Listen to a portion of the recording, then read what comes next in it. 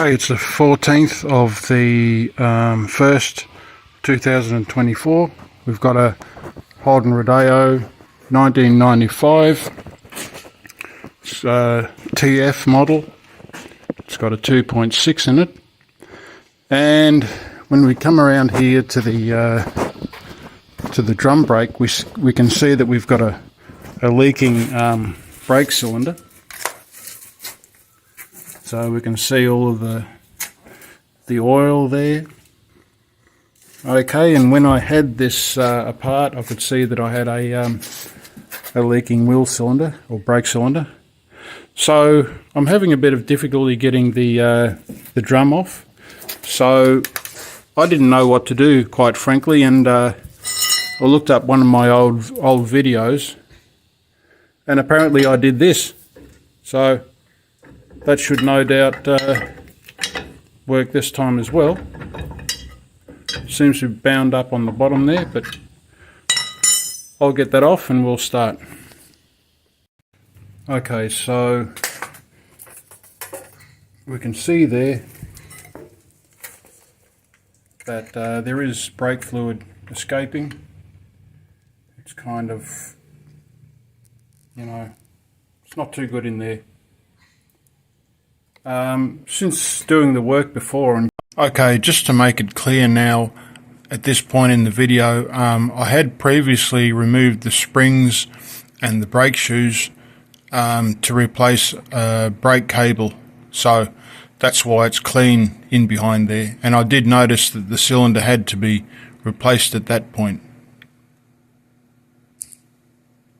Cleaning it, there's not, you know, it's fairly good behind there on the outside plate here. You can see through there that that's all good, but you know, I've got it apart now, and it does need changing, so I will change it. This is only a spare car, but I'm doing a lot of work to it to, you know, get it in good condition. So we'll go ahead now. So this is the beauty of making videos. So not many other people watch my videos, but I do. So I've just gone upstairs. I've had a look at the disassembly of this, and so I've made some notes from my own video. So first of all, we'll remove the top large spring, so that'll be that spring. Then the bottom spring, that's this spring. I'll just get some light on that. That spring there, going from there to there. Okay, then the small spring, we might be able to see a small spring, a second spring running along there behind that front spring. That will then be removed. The retaining clips that hold the shoes, there's two there. You just twist them and that will release.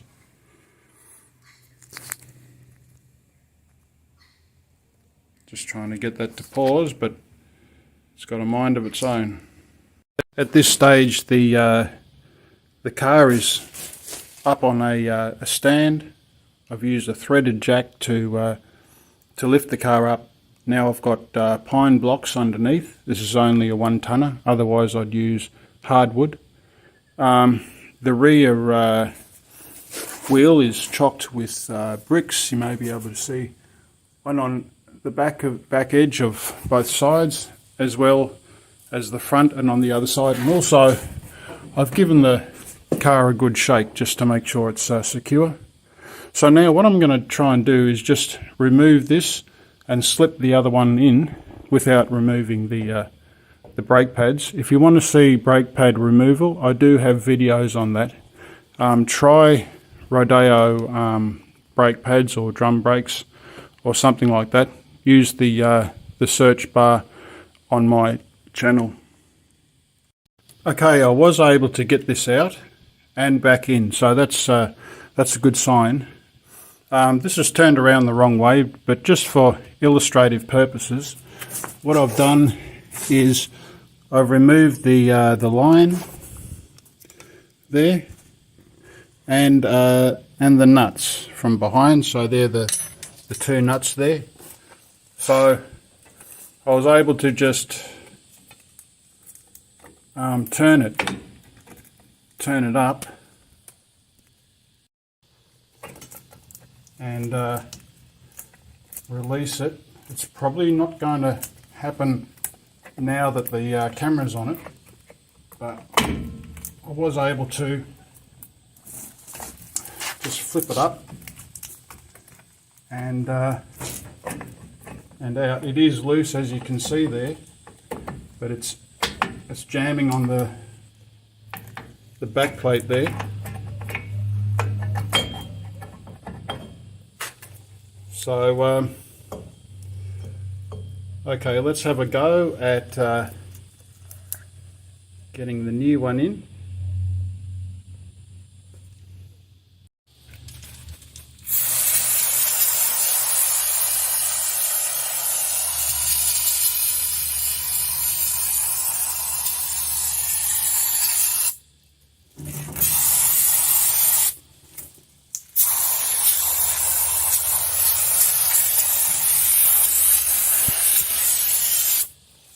Okay, I'll give that a good spray off and we'll try and put the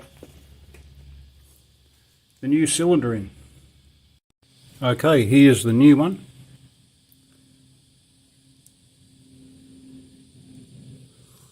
There is a video without these. He must have got them, I think it's Chris Fix or somebody. These didn't come with it, but this has got the whole kit and caboodle. Okay, so if we can get this in that hole there and situate it, it should go in, because there's a bar here that comes right across, and that's an automatic adjustment bar. You might be able to see this cam here. I'll just get a bit of light. You can see the cam there. That's held together with a spring, and that actually goes with a bar at the bottom of the cam. It comes across underneath on this spline here, this gear mechanism here. And I suppose when there's any slack, it just kicks it up and turns it and widens it further. So it should be possible. So let's give it a try.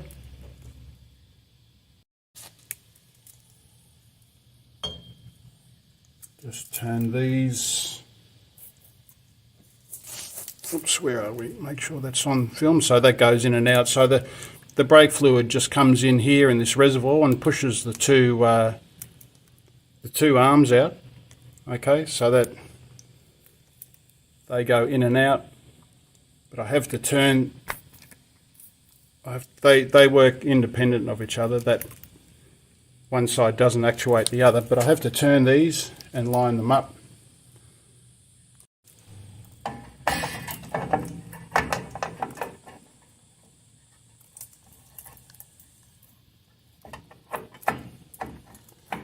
Okay, that one's in. I push this in. That shoe needs to come out. It's nearly there. Just got to get that on like that. And I do believe that's job done right there. Okay, well, it did go in. It's very tight. This area here on the back, where it goes through to the back of the backing plate, that's very tight. I used this plastic mallet, and it did slot in. So now, if I can just, yeah. So now we have to put the line in. I'll take that plug out, put the line in, and put the 2 bolts in here and the other side. And then this is the bleeding valve. Right, so that's all good.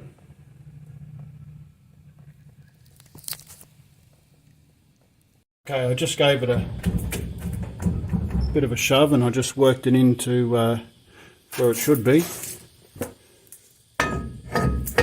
So if it's going to go on, I've just got my glove caught behind the drum, the shoes and the drum. So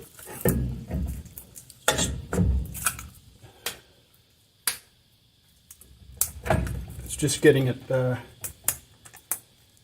back on. That's the trick. I don't really want to take my gloves off.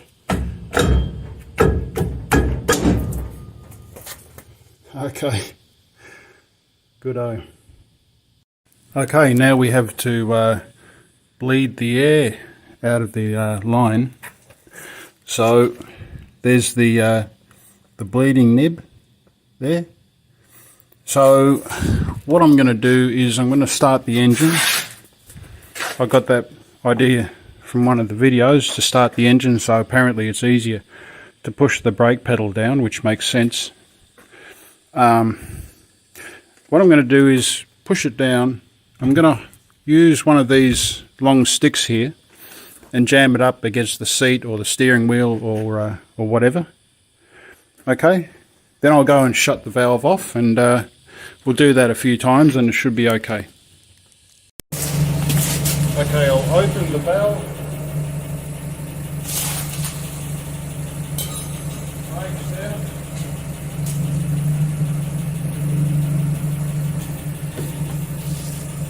Close the valve.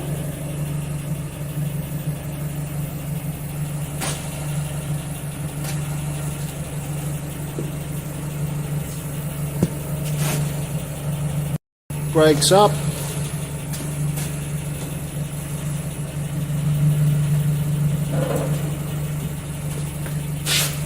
Open the valve.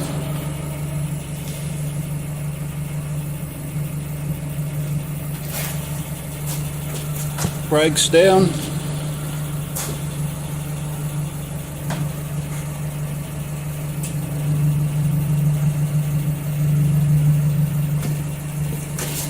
Close the valve.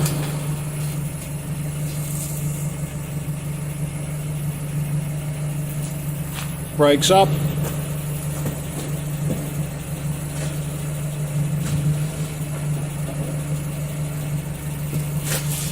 Open the valve.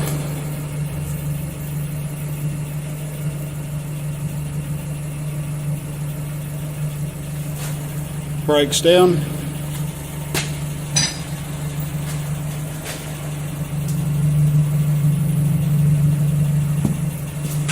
And close the valve.